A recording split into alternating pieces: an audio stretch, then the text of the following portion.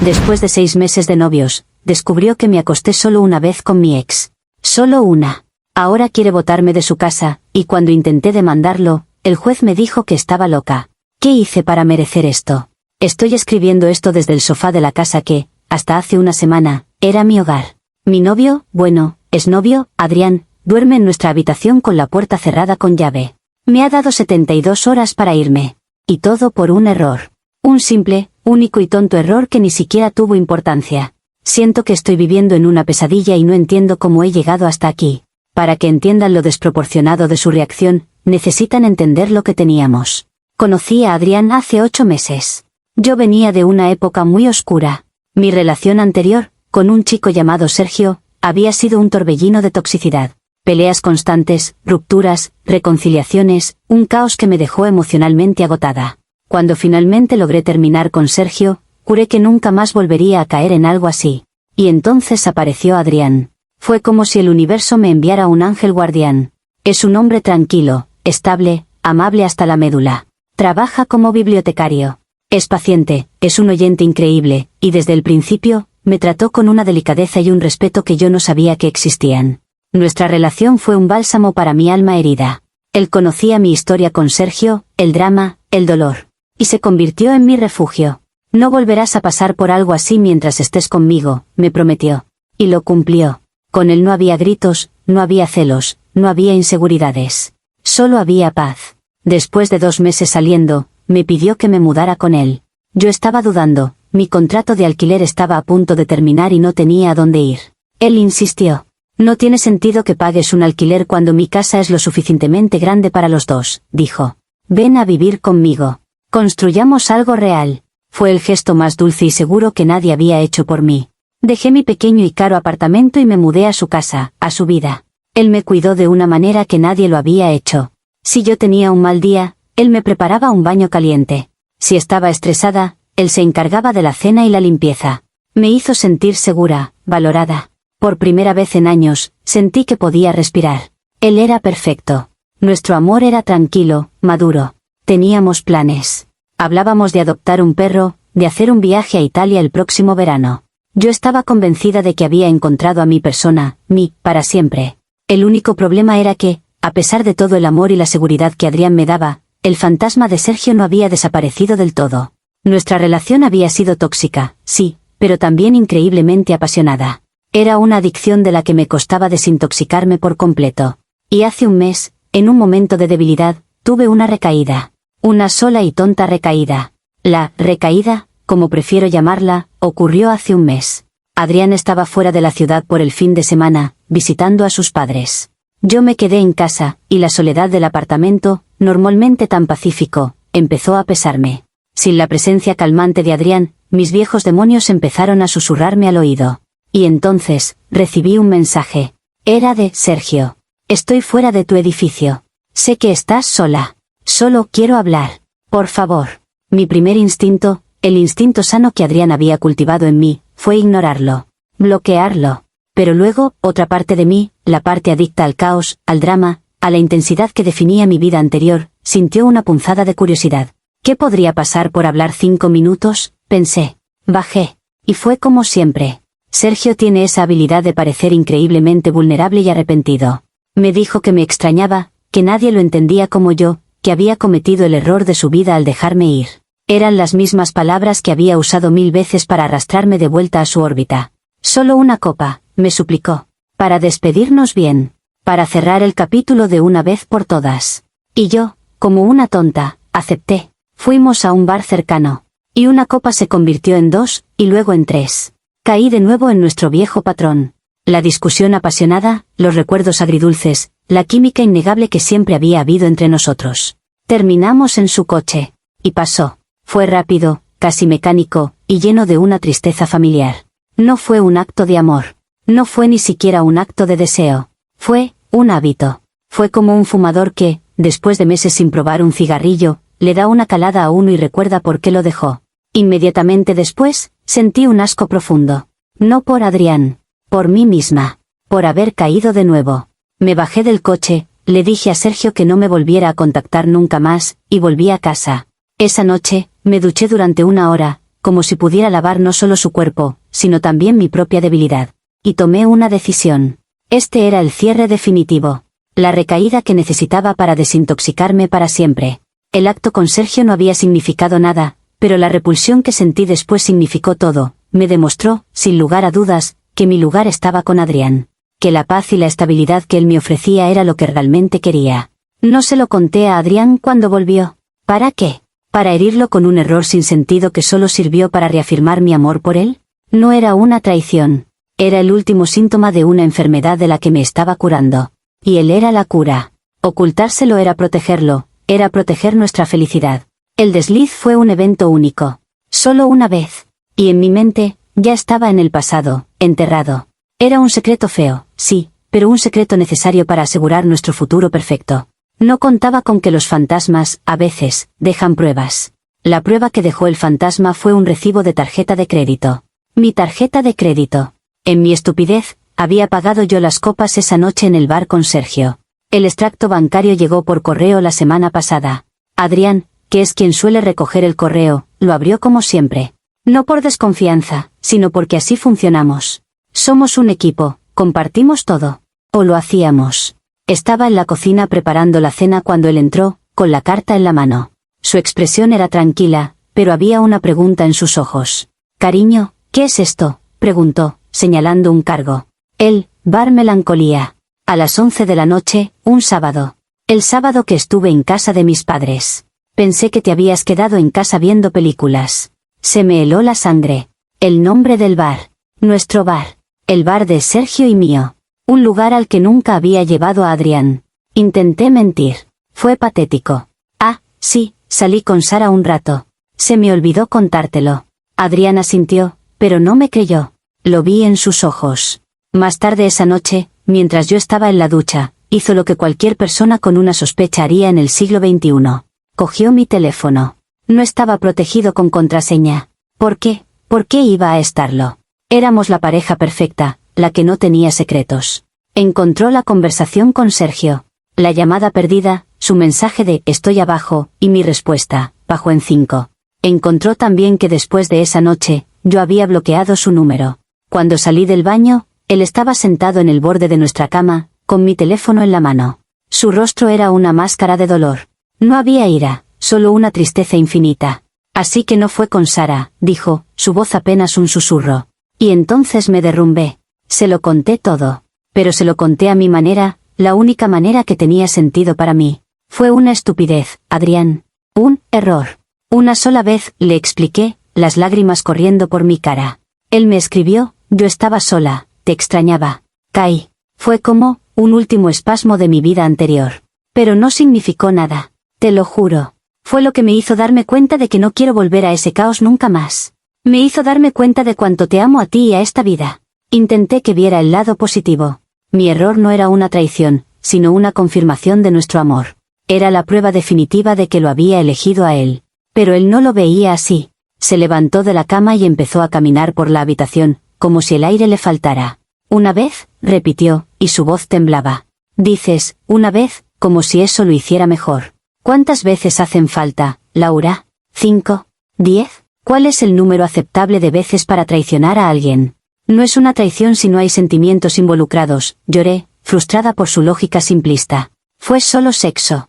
Un error físico. Mi corazón ha estado contigo todo el tiempo». Él se detuvo y me miró, y en sus ojos vi como el hombre bueno y paciente que yo conocía se rompía en 1000 pedazos.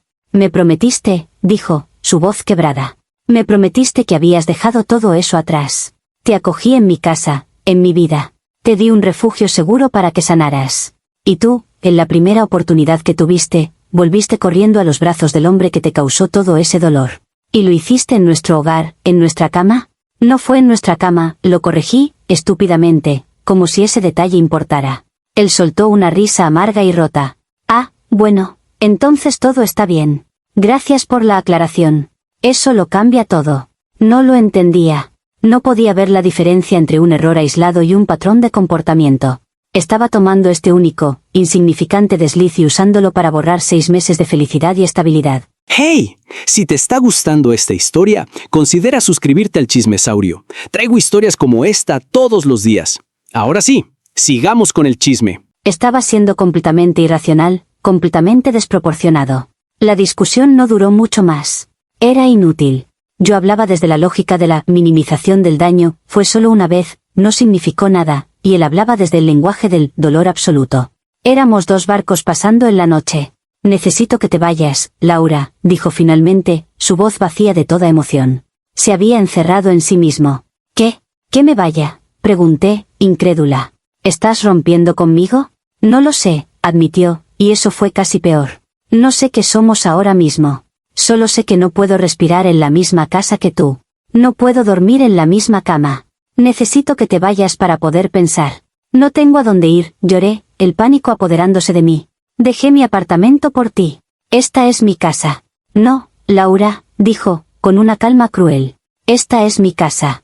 Y te pedí que vinieras a vivir en ella. Y ahora, te estoy pidiendo que te vayas. Me dio 3 días. 3 días para empaquetar los últimos 6 meses de mi vida y desaparecer. La injusticia de todo era abrumadora. Me había rescatado, sí, pero ahora me estaba devolviendo al mar en medio de una tormenta. ¿Y todo por qué? Por un error. Un único error. Los 2 días siguientes fueron un infierno silencioso. Él dormía en el sofá. Apenas nos cruzábamos. Yo lloraba mientras metía mi ropa en cajas, sintiendo una furia creciente. ¿Cómo se atrevía a hacerme esto? ¿A tratarme como si fuera basura desechable? En mi pánico y mi rabia, tuve una idea. Una idea que, en retrospectiva, fue una locura, pero que en ese momento me pareció mi única opción. Él había roto nuestro contrato de cuidarme. Me estaba dejando en la calle. Eso tenía que ser ilegal, ¿no? Teníamos un acuerdo verbal. Yo había dejado mi apartamento basándome en su promesa de un hogar. Al tercer día, el día en que se suponía que debía irme, en lugar de llamar a una amiga para que me ayudara con la mudanza, llamé a un servicio de asistencia legal gratuita que encontré en Internet. Les expliqué la situación, que mi novio me estaba echando de la casa que compartíamos, dejándome sin hogar. Esa tarde, cuando Adrián llegó a casa, se encontró con una carta de un abogado pegada en la puerta. Una orden de cese y desistimiento, básicamente, amenazándolo con acciones legales por un desalojo ilegal si intentaba obligarme a irme. Pensé que esto le haría entrar en razón.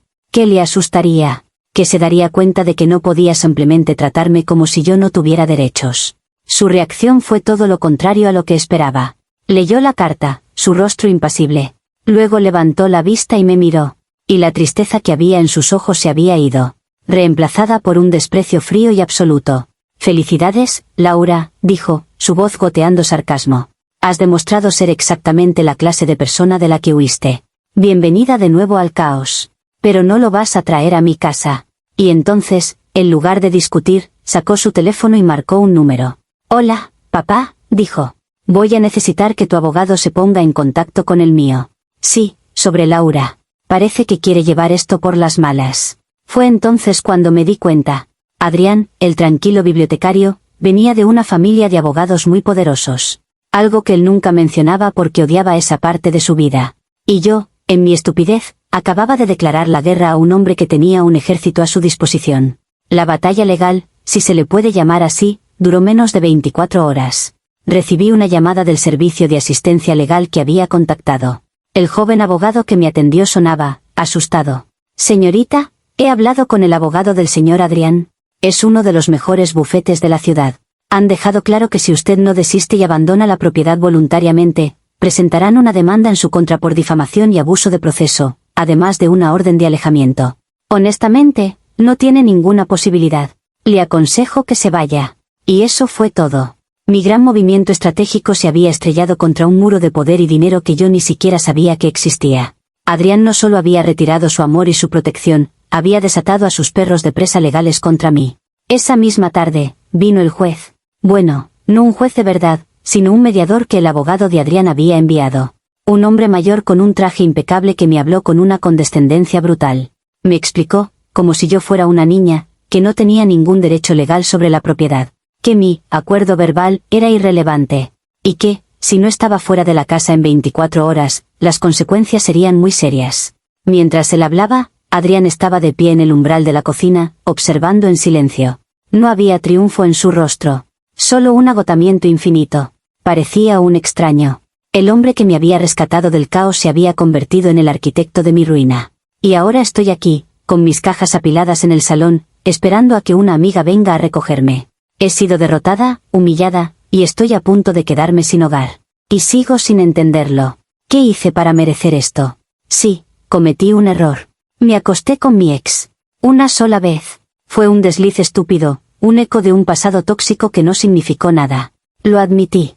Estaba dispuesta a trabajar para superarlo. Pero en lugar de mostrar un mínimo de compasión, de recordar los 6 meses de felicidad que le di, Adrián ha elegido la aniquilación total. Y cuando intenté defenderme, cuando intenté luchar por el único techo que tenía, usó su poder y su dinero para aplastarme. El juez me dijo que estaba loca. Loca por pensar que tenía algún derecho. Loca por pensar que un hombre que te acoge en su casa te debe algo más que un techo temporal. Me siento increíblemente estafada. Adrián se presentó como el hombre bueno y sencillo, el bibliotecario tranquilo.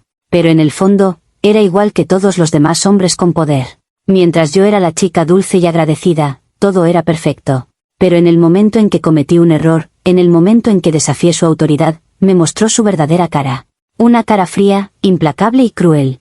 No es justo. Un error, un solo error, no debería ser una sentencia de por vida. No debería costarme mi hogar, mi estabilidad y mi fe en la bondad humana. Comentarios populares de Reddit. Usuario anónimo 1 dice, OP, tu falta de autoconciencia es un espectáculo digno de estudio. Resumamos, tu novio te da un hogar y una vida estable. Tú lo traicionas con tu ex tóxico a la primera oportunidad. Cuando te descubre, en lugar de mostrar un remordimiento genuino, minimizas tu infidelidad a solo una. Cuando él, comprensiblemente, te pide que te vayas de su casa, tu respuesta es, demandarlo.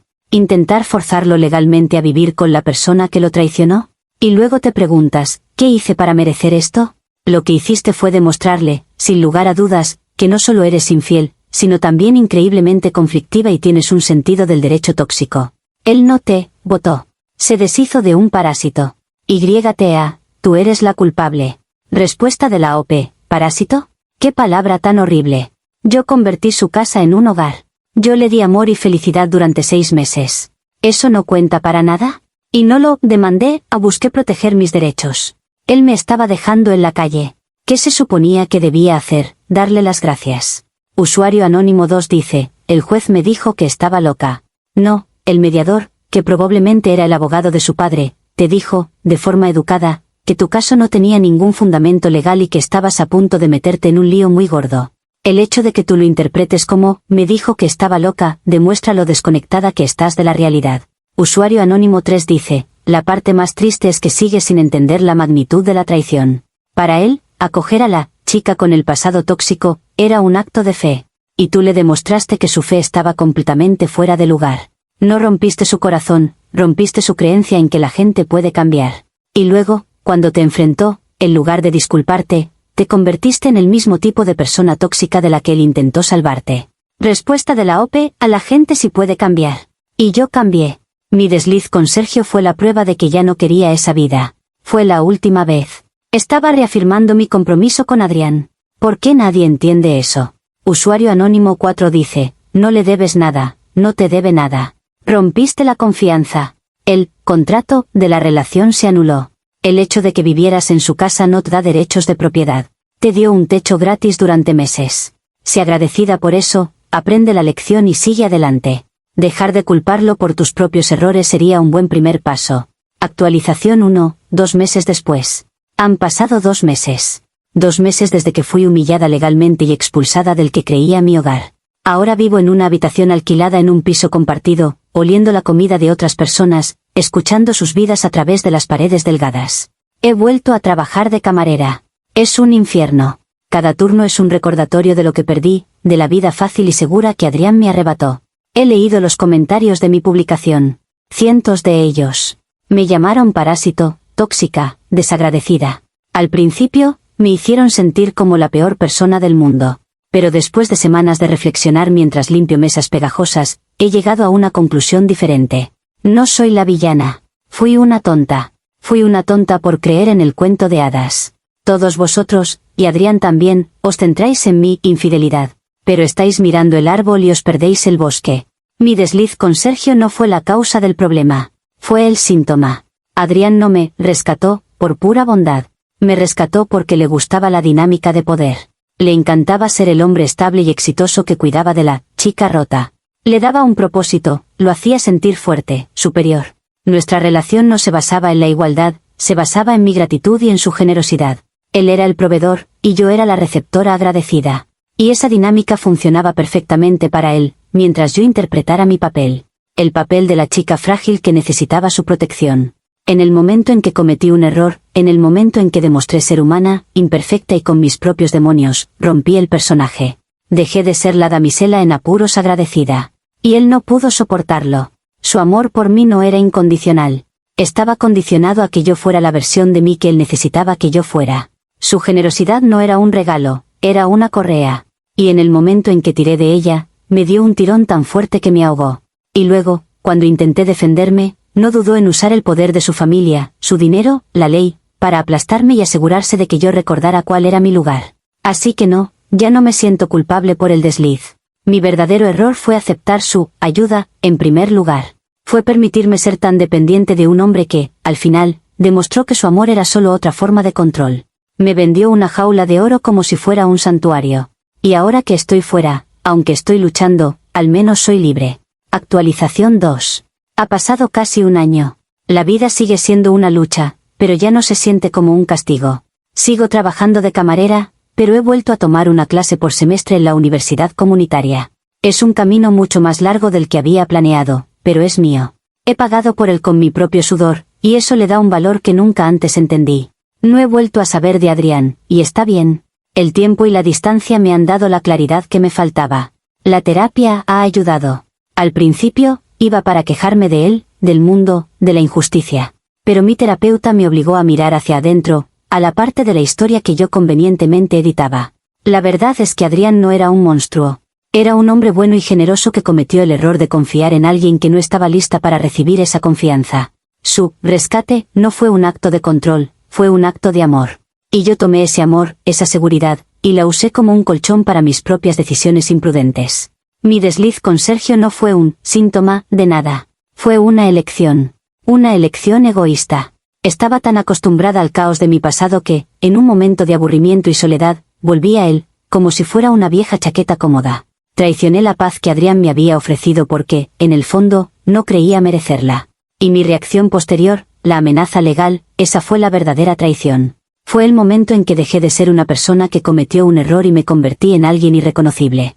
Le mostré una cara de mí tan tóxica y conflictiva como la del pasado del que él intentó salvarme. No solo rompí su corazón, probablemente le hice cuestionarse su propio juicio y su bondad. Y eso es lo que más lamento. Los comentarios en mi post original fueron brutales, pero tenían razón.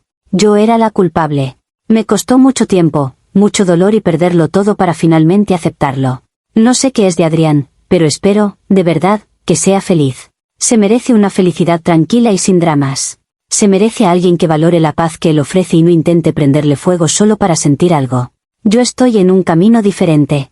Estoy aprendiendo a ser mi propio refugio, a encontrar la calma dentro de mí misma en lugar de buscarla en los demás. Quizás algún día vuelva a estar en una relación sana.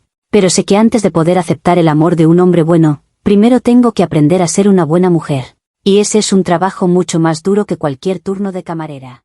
Hey, antes que te vayas, si te gustó esta historia, seguro esta de aquí te va a gustar más. No olvides suscribirte y nos vemos en el próximo chisme.